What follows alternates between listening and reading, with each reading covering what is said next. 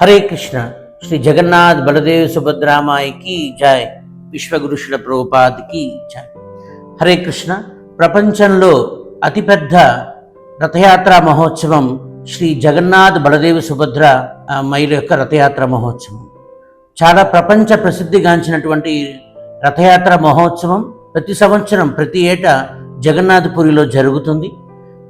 మన అదృష్టం ఏంటంటే జగద్గురు విశ్వగురుషుల ప్రభుపాదుల వారి దయ వల్ల ఇప్పుడు ఈ రథయాత్రలు ప్రపంచ నలుమూలల అనేక చోట్ల ఈ యొక్క రథయాత్ర ఉత్సవాలు జరుగుతుంది.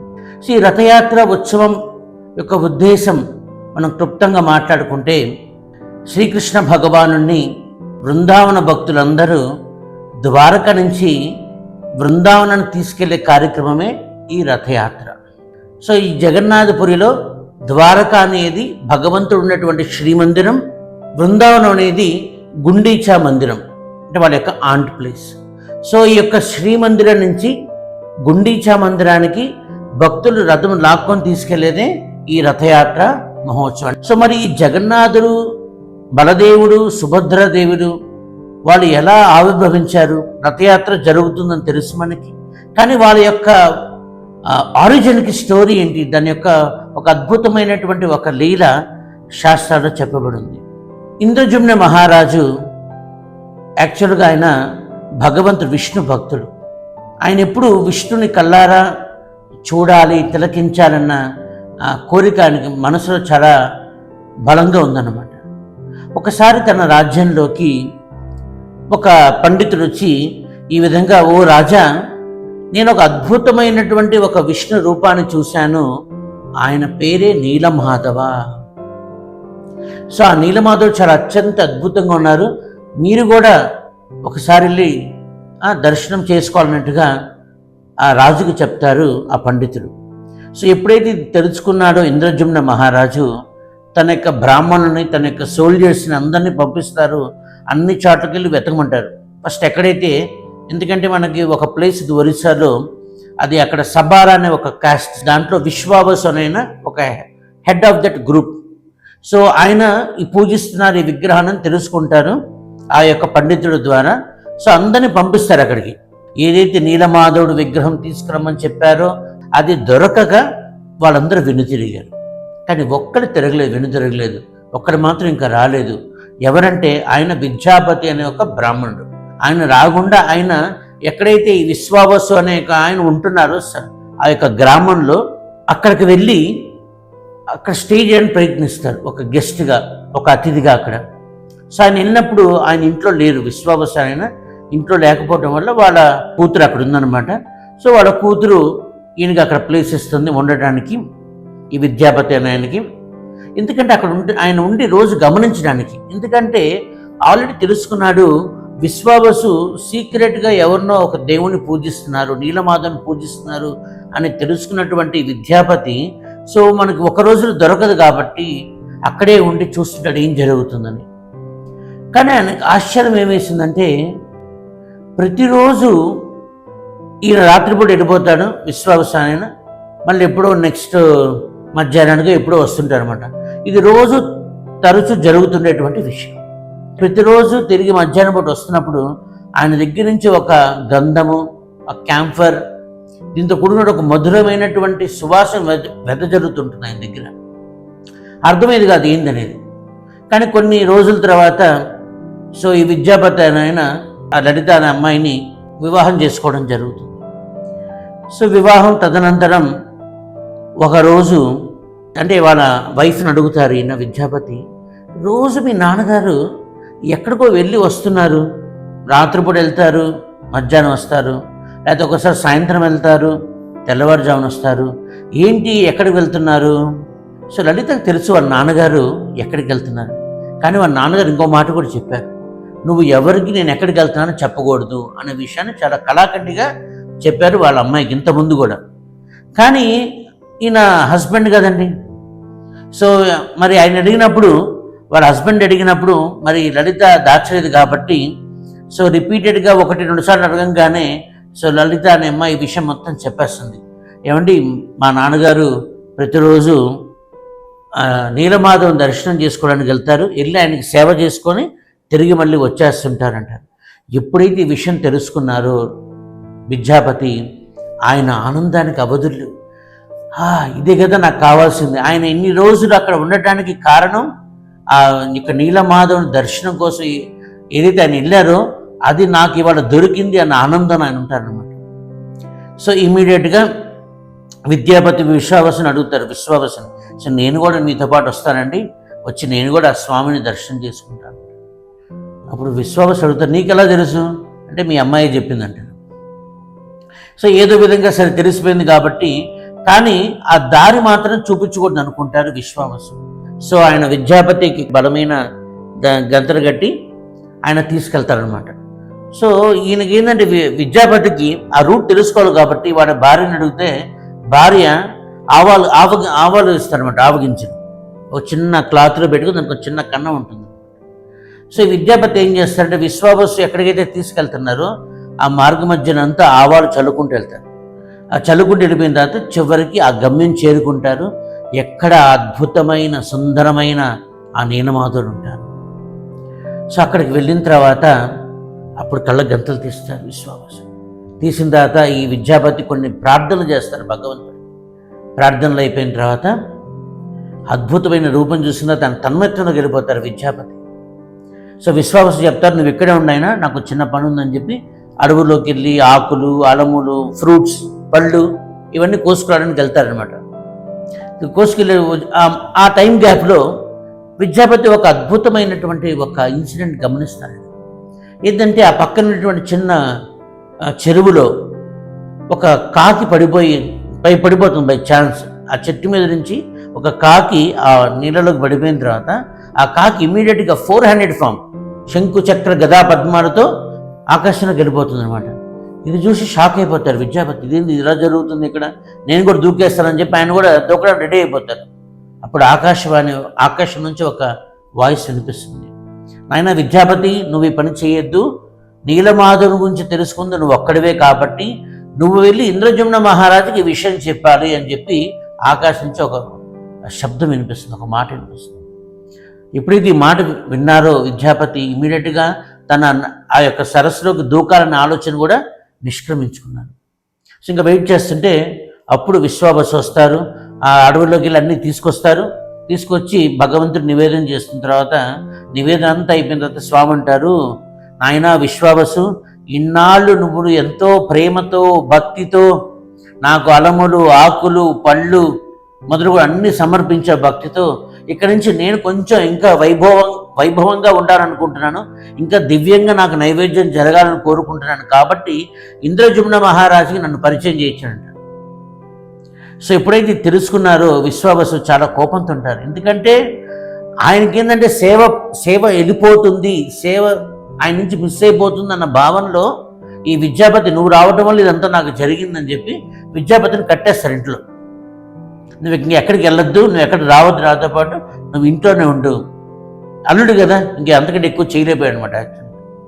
కానీ వాళ్ళ భార్య అంటే వాళ్ళ కూతురు లలిత ఏదైతే ఉన్నారో, సో లలిత చాలా పదే రిక్వెస్ట్ చేస్తున్నారు వాళ్ళ నాన్నగారు విడిచిపెట్టండి, ఈయన్ని వదిలేయండి అని ఎంతో బతిమిలాడితే ఆ రిక్వెస్ట్ మేరకు ఈయన వదిలేస్తారు విద్యాపతిని విశ్వావసు. సో వదిలేసినప్పుడు ఇమ్మీడియట్గా విద్యాపతి మన ఇంద్రజుమ్న మహారాజు గారి దగ్గరికి వెళ్ళి ఈ జరిగిందంతా చెప్తారు. అది తెలుసుకుని ఇంద్రజుమ్న మహారాజు ఆనందాన్ని కూడా అవధులేవు. ఇమ్మీడియట్గా తన యొక్క బెటాలియన్తో సోల్జర్స్తో కలిసి ఆ యొక్క సబారా కాస్ట్ ఎక్కడైతే ఉన్నారో, ఆ నీలమాధవుడు ఎక్కడైతే ఉన్నారో ఆ ప్లేస్కి పైన అవుతారు అనమాట. అక్కడికి ఎప్పుడైతే వెళ్ళారో ఇంద్రజుమ్న మహారాజుకి ఆ విగ్రహం కనిపించలేదు. ఏదైతే విద్యాపతికి దర్శనం దొరికిందో అది ఇంద్రజుమ్న మహారాజు దొరకలేదు. మరి ఎలా వెళ్ళారు వీళ్ళంటే ఆ వేసినటువంటి ఆవాలు ఏదైతే ఉన్నాయో అవి చిన్న మొలకలు ఎత్తడం స్టార్ట్ అయినాయి అనమాట. ఆ మొలకలే వాళ్ళకి రూట్ అనమాట యాక్చువల్లీ. సో ఆ మొలకల ద్వారా చూసుకుంటూ వాళ్ళు వెళ్తే ఆ ప్లేస్కి వెళ్తే అక్కడ విగ్రహం లేదు. సో ఇమీడియట్గా ఇంద్రజుమ్న మహారాజ్ చాలా కోపం వచ్చింది. ఈ విశ్వావసు విగ్రహాన్ని దాచేసి ఉంటానని చెప్పి విశ్వావసుని ఆ చుట్టుపక్కల ఉండే గ్రామంలో ప్రజలందరినీ బంధించేశారు ఇంద్రజుమ్న మహారాజు. సో అప్పుడు ఆకాశం నుంచి మరొకసారి వాణి వినిపిస్తుంది ఇంద్రజుమ్న మహారాజుకి, నాయన ఇంద్రజుమ్న మహారాజా, ఇక్కడ ఉండేటువంటి వాళ్ళు చాలా అమాయకులు, భక్తులు. సో వాళ్ళు నన్ను ఏమి చేయలేదు, నేనే మాయమైపోయాను ఇక్కడి నుంచి. అని చెప్పి వాడు విడిచిపెట్టే అని చెప్పి ఆకాశం నుంచి ఒక పిలుపు వస్తుంది వాళ్ళకి. సో అది విన్నటువంటి ఇంద్రజుమ్న మహారాజ్ ఇమీడియట్గా ఈ సబారా క్యాస్ట్, విశ్వావసు, లలిత వీళ్ళందరినీ విడిచిపెట్టేయడం జరుగుతుంది. సో కానీ ఇంద్రజుమ్న మహారాజ్ చాలా బాధపడతారు. అరే స్వామి నాకు దర్శనం ఇవ్వలేదే, ఆయన చాలా గొప్ప భక్తుడు, నేను దర్శనం చేసుకోవాలనుకున్నాను, నాకు దొరకలేదన్న భావంతో ఆయన కూడా చెరువులో దూకాలనుకుంటారు ఇంద్రజుమ్న మహారాజ్. సో అప్పుడు ఇంద్రజుమ్న మహారాజ్కి మళ్ళీ ఒక వాయిస్ వస్తుంది, లేదు లేదు లేదు, నువ్వు దూకద్దు, నీకు నేను త్వరలో దర్శనం ఇస్తాను, నాకు ఒక మందిరం నిర్మించానంటారు. సో అప్పుడు ఆ యొక్క ఆజ్ఞ మేరకు ఇంద్రజుమ్న మహారాజు అక్కడ ఒక పర్వతం మీద ఆయన ఒక మందిరాన్ని నిర్మించడం స్టార్ట్ చేస్తారు. బ్రహ్మదేవుడి యొక్క సహకారంతో బ్రహ్మదేవుడు ఆ యొక్క గోపురం పైన ఫ్లాగ్ని ప్రతిష్ఠిస్తారనమాట. ప్రతిష్ఠించిన తర్వాత ఇంకా బ్రహ్మదేవుడు చెప్తారు, సాక్షాత్ భగవంతుడే ఇక్కడ అతి త్వరలో వెలుస్తారంట. సో అప్పుడు ఇంకా మళ్ళీ ఇంద్రజుమ్న మహారాజుకి బాధ వేస్తుంది, అరే స్వామి ఇంక ఇక్కడ వెలవలేదని ఆయన బాధలో ఆయన ఏంటంటే ఆత్మహత్య చేసుకోవాలనుకుంటారు. సో ఆత్మహత్య చేసుకోవాలనుకున్నప్పుడు ఆ రోజు స్వామి కల్లో కనిపించి, రాజా నువ్వు ఇటువంటి ఆత్మహత్యలు ఏమి చేసుకోవద్దు, రేపు ఉదయం నేను ఆ సముద్రంలో ఒక కలప, ఒక దొంగ, సో ఆ దొంగ రూపంలో నేను వస్తాను, అది నువ్వు తీసుకుని నేను ఆ రూపంలో వస్తున్నానని చెప్పి అంటాడు. సో నెక్స్ట్ డే నది దగ్గరికి వెళ్తే ఆ దగ్గరలో ఉండే ప్లేస్కి అక్కడ సముద్రంలో చూస్తారు, ఒక వుడెన్ లాగ్ అనేది ఫ్లోట్ అవుతూ వస్తుంటుంది అనమాట. సో దాని మీద శంఖ, చక్ర, గద, పద్మ సింబల్స్ కూడా ఉంటాయి. సో ఇంద్రజుమ్న మహారాజ్ అనుకుంటారు, నాకు స్వామి రాత్రి కల్లో కనిపించి ఏదైతే చెప్పారో అది ఇక్కడ జరిగింది అని చెప్పి దాన్ని లాగడానికి ప్రయత్నిస్తారు. తన సోల్జర్స్ పరివారంతో వెళ్తారు, లాగుతారు, తాళ్ళుగట్టి లాగినా రావట్లేదు, ఏనుగులతో లాగిస్తున్నారు, రావట్లేదు. సో అప్పుడు ఆయనకి మళ్ళీ ఇంకొకసారి ఆకాశం నుంచి వాయిస్ వినిపిస్తుంది, ఏంటంటే ఎవరైతే ఈ విశ్వావసు సబారా క్యాస్ట్ ఎవరైతే ఉన్నారో వాళ్ళని పిలవమంటారు అనమాట యాక్చువల్గా స్వామి. సో నెక్స్ట్ డే మార్నింగ్ ఆ సబారా నుంచి విశ్వావసు వస్తారు. సో విశ్వావసు వచ్చిన తర్వాత ఒక రథం అనేది పెడతారు. ఆ రథంలోకి విశ్వావసు అండ్ వాళ్ళ కమ్యూనిటీ ఎవరైతే ఉన్నారో వాళ్ళందరూ కలిసి ఆ దొంగను లాగి ఆ రథంలో పెడతారనమాట యాక్చువల్. సో వాళ్ళందరూ తీసుకొచ్చి పెట్టారు, దీన్ని ఇప్పుడు చక్కాలి. సో చాలామంది వచ్చారు, అందరూ సొత్తి తీసుకున్నారు, చిజల్స్ కొడుతున్నారు, చాలామంది కొట్టి వాళ్ళ పనిముట్లు ఇరిగిపోయినాయి. కానీ అక్కడ అది మాత్రం చిన్న ఇంచు కూడా బ్రేక్ అవ్వట్లేదు ఆ వుడ్. సో మళ్ళీ ఇంద్రజుమ్న మహారాజ్కి ఇది ఒక బాధ, ఇన్ని బాధలు ఏంటి, ఫస్ట్ నీలమాధవ్ దర్శనం దొరకలేదు, తర్వాత చనిపోదాం అనుకుంటే స్వామి వుడెన్ రూపంలో ఆ దొంగ రూపంలో వస్తా అన్నారు, మళ్ళీ దాన్ని రూపం చెక్కాలనుకుంటే అది కూడా బ్రేక్ అవ్వట్లేదు, నాకేంటి ఇన్ని కష్టాలని బాధపడుతున్నాను. అప్పుడు విశ్వకర్మ ఒక బ్రాహ్మణ రూపంలో ఒక మారువేషంలో వచ్చి అక్కడికి నేను చెక్కుతాను అంటారు. సో ఇంద్రజుమ్న మహారాజు కొంచెం హోప్ వస్తుంది, అరే ఎవరో ఒకరు వచ్చి చేస్తానన్నారు ఈ పని అని. కానీ నేను ఒక కండిషన్ చెప్తాను, ఆ కండిషన్ మీరు ఒప్పుకుంటేనే నేను చేస్తాను, లేకపోతే చేయను అంటారు. ఏంటి చెప్పు అంటారు. సో నేను చేస్తున్న అన్ని రోజులు ఎవరు నన్ను డిస్టర్బ్ చేయకూడదు, నేను ఎప్పుడైతే వర్క్ స్టార్ట్ చేస్తానో డోర్స్ అన్నీ క్లోజ్ అయిపోవాలి, నా వర్క్ అయిపోయిన తర్వాత నేనే డోర్స్ ఓపెన్ చేస్తాను, లేకపోతే నేను సిగ్నల్ ఇస్తాను మీరు డోర్స్ ఓపెన్ చేయండి, అప్పుడు దాకా మీరు డోర్స్ ఓపెన్ చేయకూడదు. మరి ఇంద్రజుమ్న మహారాజు అడుగుతారు, నాకు ఎలా తెలుస్తుంది మీరు చేస్తున్నారని. సో నా సుత్తి ఆ సౌండ్ వస్తుంటుంది, కొడుతున్న సౌండ్, అదే మీకు లెక్క, ఆ సౌండ్ వస్తున్నంతసేపు మీరు నన్ను డిస్టర్బ్ చేయకూడదు అంటారు. సో ఇంద్రజుమ్న మహారాజు సరే అంటారు. సో ఆల్మోస్ట్ ఒక 14 days అయిపోతుంది, దాని తర్వాత ఆయనకి ఏ శబ్దం రావట్లేదు. సో ఇంద్రజుమ్న మహారాజు ఇది గమనిస్తారు, సో ఏంటిది ఏం సౌండ్ రావట్లేదు. సో వాళ్ళ భార్య పేరే గుండీచ మహారాణి. సో వాళ్ళిద్దరు ఆలోచిస్తారు, ఇద్దరు డిస్కషన్ చేస్తారు, ఏమి సౌండ్ రావట్లేదు కదండి, ఒక్కసారి మనం ట్రై చేద్దాం, డోర్ ఓపెన్ చేసాం, ఎలాగైతే అలా అయిందని చెప్పి ఇంకా సౌండ్ రావట్లేదు కదండి. 3 రోజుల తర్వాత ఆ యొక్క డోర్ ఓపెన్ చేయగానే అక్కడి నుంచి ఆయన మాయమైపోతారు, కొట్టే ఆయన మాయమైపోయంగానే అక్కడ చూస్తే చేతులు లేవు, కాళ్ళు ఫినిష్ అవ్వలేదు, చేతులు ఫినిష్ అవ్వలేదు, అలా రూపంలో వదిలేసి ఇప్పుడు ఇంద్రజుమ్న మహారాజు మళ్ళీ ఇంకొక ప్రాబ్లం, అరే నేను ఎంత అపరాధం చేశాను, స్వామి సేవకి నేను పెద్ద ద్రోహిని, ఇంకా లేదు నా జీవితాన్ని ఇంకా నేను చాలించేయాలి, ఇంతకంటే ద్రోహం ఇంకొకళ్ళు ఎవరు చేయరని చెప్పి ఆయన చనిపోవాలనుకుంటారు. ఆయన సో ఎప్పుడైతే చనిపోవాలనుకున్నారో మళ్ళీ స్వామి ఆయన వాయిస్ వస్తుంది, నాయన ఇంద్రజుమ్న మహారాజా, నువ్వేం బాధపడద్దు, నేను ఈ రూపంలోనే ఉండాలని కోరుకున్నాను, అందుకనే నీ చేత ఇలా నేను చేయించానంట స్వామి. ఆయన ఎందుకు అలా ఉన్నా అనుకున్నారు? ఎందుకంటే భగవంతుడికి చేతులు లేవు, కాళ్ళు లేవు అనేది కాదు. ఆయనకి ఎప్పుడు దివ్యమైనటువంటి చేతులు ఉన్నాయి, దివ్యమైనటువంటి కాళ్ళు ఉన్నాయి. మన కళ్ళకి కనిపించేది ఈ జడ వస్తువు, జడ శరీరం మాత్రం మనకు కనిపిస్తుంది. అందుకే మన చేతులు ఉంటే చేతులు ఉన్నాయనుకుంటాం, చేతులు లేకపోతే లేవు అనుకుంటాం. సో అలా ఇంద్రజుమ్న మహారాజు కూడా ఆయన చేతులు కాళ్ళు లేవు అని అనుకుంటున్నారు, కానీ భగవంతుడు దివ్యమైన చేతులు కాళ్ళు ఎప్పుడూ ఉన్నాయి ఆయనకి. సో భగవంతుడు చెప్తారు, ఇవన్నీ మీలాగా జడ శరీరం మా దానికి వద్దనుకున్నాం కాబట్టి మేము ఆధ్యాత్మికంగా మేము ఇవన్నీ స్వీకరిస్తాము. మా దగ్గర చేతులు లేకపోయినా, కాళ్ళు లేకపోయినా, ఏది లేకపోయినా మీ యొక్క భక్తిని స్వీకరించడానికి మేము ఎప్పుడు రెడీగా ఉన్నాము అని చెప్పి స్వామి ఇంద్రజుమ్న మహారాజుకి చెప్తారు. ఇది తెలుసుకుని ఇంద్రజుమ్న మహారాజు మళ్ళీ చాలా హ్యాపీ అయిపోతారు. ఆ విధంగా మనం చూస్తే జగన్నాథుడు, బలదేవుడు, సుభద్ర వెనకాల మన రూపంలో చూస్తే మరి మనలాగా చేతులు కాళ్ళు ఇవన్నీ ఉండవు. ఎవరైనా చూస్తే ఏంది ఇలా ఉన్నారనుకుంటారు. ఎందుకున్నారంటే ఇది స్వామి అలా ఉండాలని కోరుకున్నారు. సో భగవంతుడు ఏదైతే డిసైడ్ చేస్తారో దాన్ని ఎవరు చేంజ్ చేయరు. అందుకనే విశ్వకర్మ ఆ సౌండ్ లేకుండా ఆయన సౌండ్ ఆపేశారు.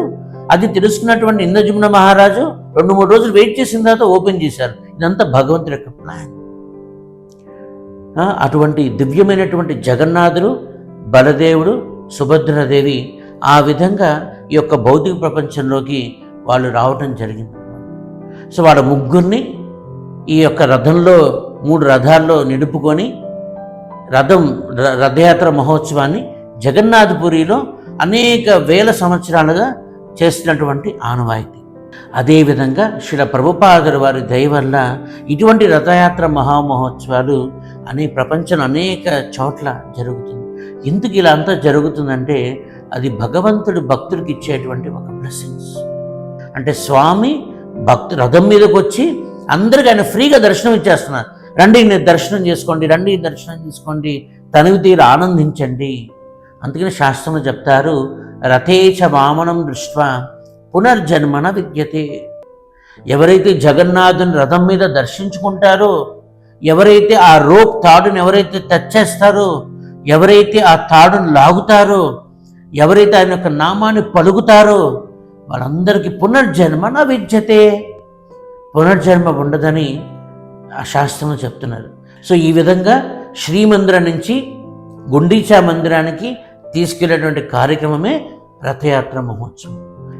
మనకి కలిగి ఉన్నటువంటి హరే కృష్ణ మహామంత్రం ఏదైతే ఉందో, హరే కృష్ణ కృష్ణ కృష్ణ హరే హరే, హరే రామ రామ రామ హరే హరే. అంటే రథం లాగటం అంటే ఓన్లీ లాగటం కాదు, ఈ రథం లాగుతున్నంతసేపు మనం హరే కృష్ణ మంత్రం జపం చేస్తుంటే తద్వారా మన మనస్సు క్లీన్ అవుతూ ఉంటుంది.